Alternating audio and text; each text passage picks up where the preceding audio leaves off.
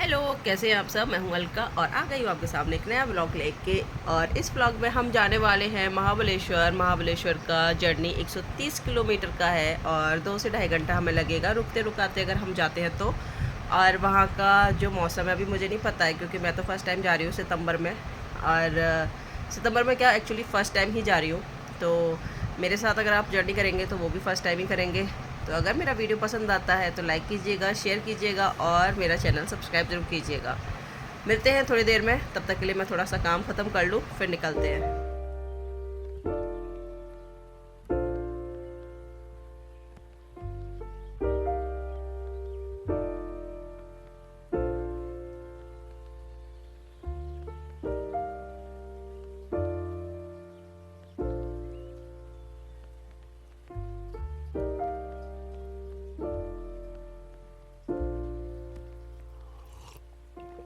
If you find the one, you should never give her up.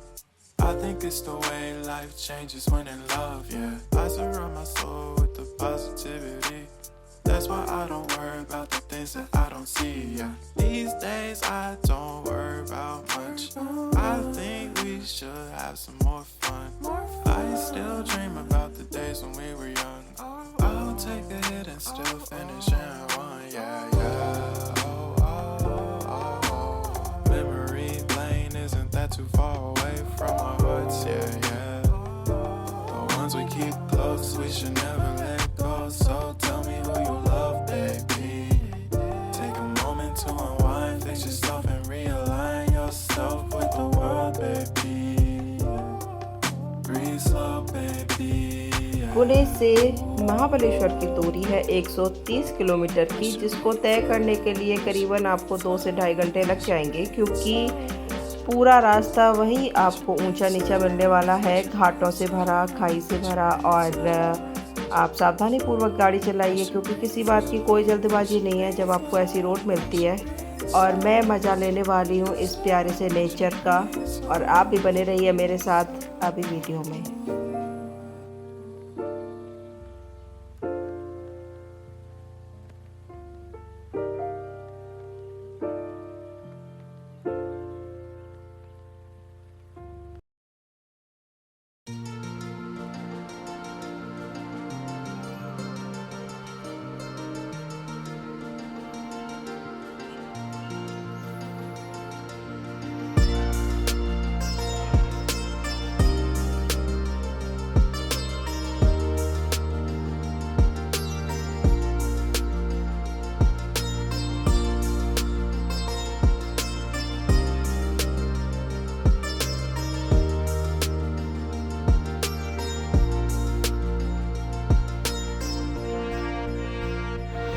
जैसे जैसे सफ़र आगे बढ़ रहा था, नज़ारे इतने सुंदर होते जा रहे थे, नेचर इतना प्यारा होता जा रहा था और रास्ता आगे आगे जैसे खुल रहा था ना, तो मुझे ऐसा लग रहा था जैसे हम काफ़ी ऊंचाई पे आ रहे हैं। और एक तरफ डर भी लग रहा था मुझे क्योंकि इतनी मतलब पहाड़ों पे कभी इन्होंने गाड़ी चलाई नहीं है। महाबलेश्वर बिल्कुल एक चोटी पर है, एक पहाड़ की बिल्कुल चोटी पे बसा हुआ है, तभी वहाँ का टेम्परेचर काफ़ी ठंडा रहता है।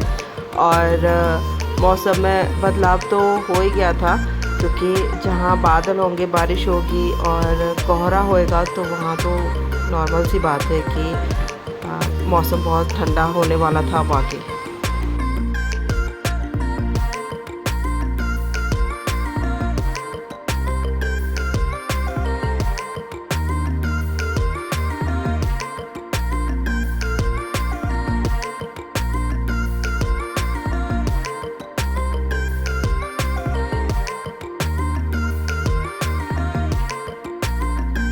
अभी का रास्ता देख के मुझे साउथ की फीलिंग आ रही थी, जैसे साउथ की मूवीज़ होती हैं और उसमें वो जो रास्ते होते हैं आगे, मतलब बिल्कुल ब्लैंक आप मोड़ होते जाते हैं, आप साथ में बिल्कुल पहाड़ साथ साथ चलते जाते हैं, हरियाली भरा हुआ ऊंचे नीचे रास्ते, वो बिल्कुल साउथ जैसा फीलिंग मुझे भी आ रहा था।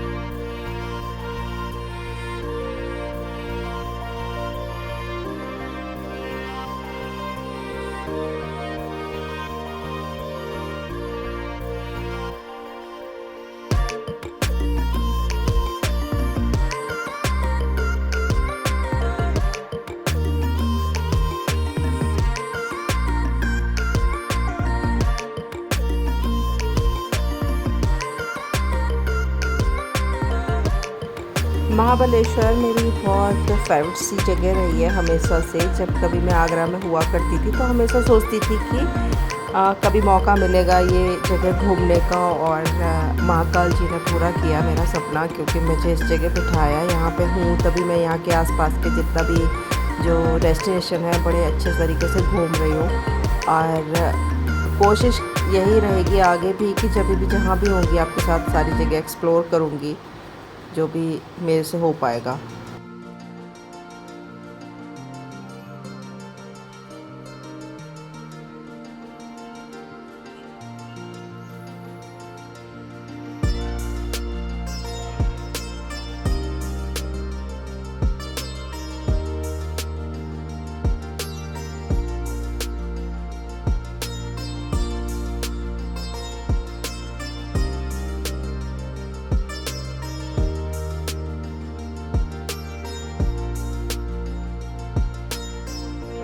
रूम लेने के बाद और हम पहुँचे थे 3 सवा 3 बजे महाबलेश्वर में। रूम लिया, सामान अपना रखा आराम से, और फिर निकल पड़े मार्केट एक्सप्लोर करने के लिए।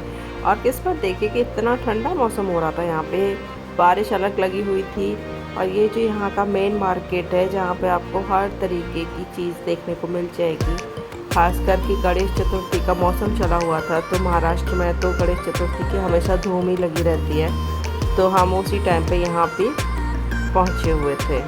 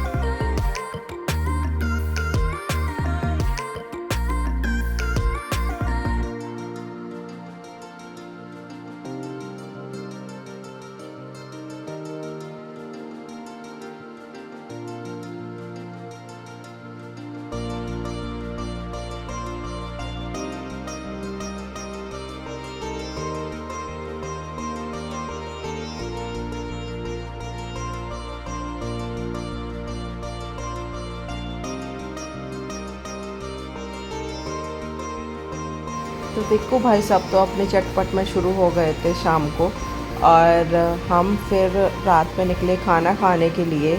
और करीबन सोते सोते हमें वही 11 बज गया था, क्योंकि इतना ठंडा था ना बाहर भी।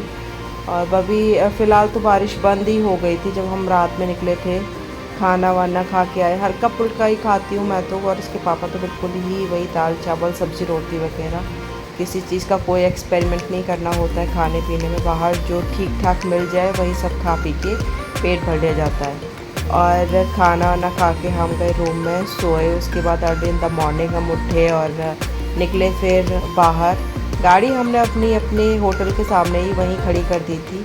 और उसके बाद हमने यहाँ पे हल्का फुल्का नाश्ता वाश्ता लिया, और उपमा पोहा जो कि यहाँ पे ज़्यादातर खाया जाता है, यही सब नाश्ता लेके हल्का फुल्का हमने अपने दिन की शुरुआत की थी। यहाँ पे अपनी गाड़ी लेके जाने का मतलब तभी ठीक है जब आपको चीज़ें पता है, क्षेत्र पता है, तब आप कहीं भी घूम सकते हैं।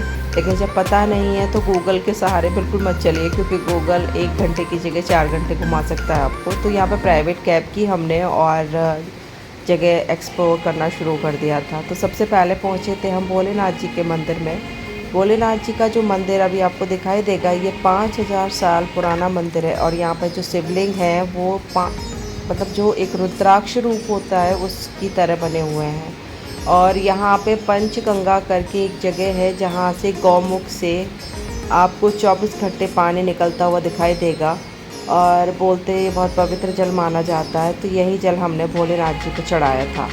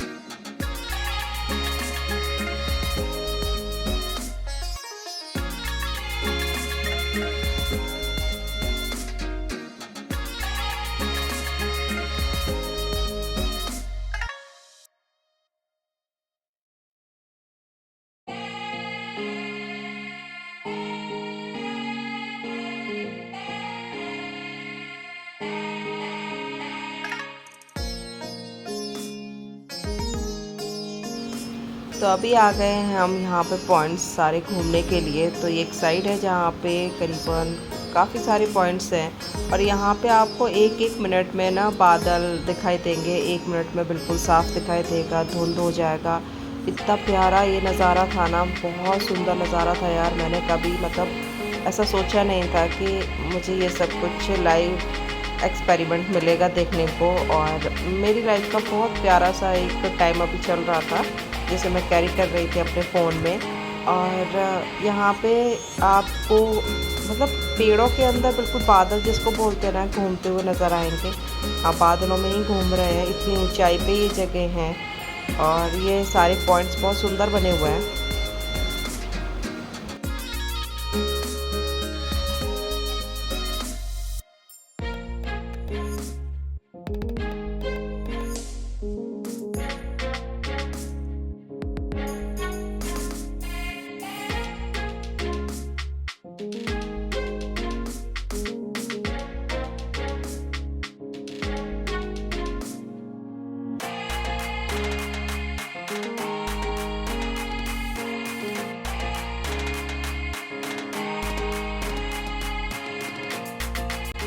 मैं तो बस इतना ही कहना चाहूँगी आप सबसे कि जितना हो सकता है अपनी लाइफ में घूमिए और ये प्रकृति है इसका मज़ा लीजिए।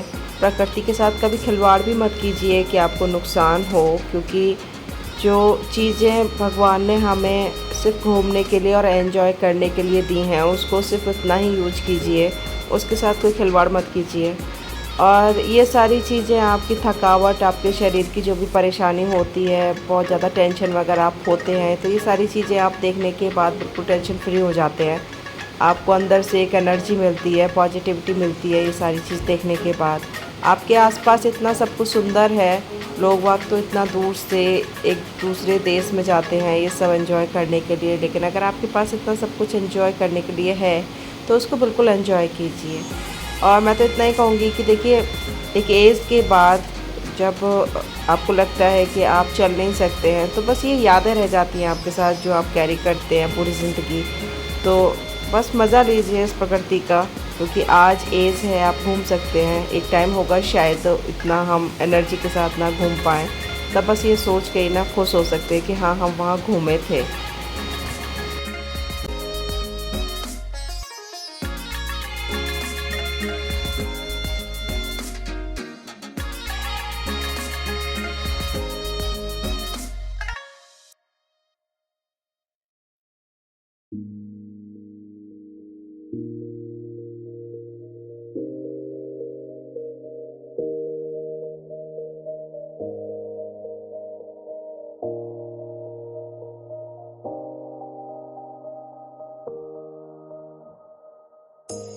You say it's hard to tell just what I'm thinking.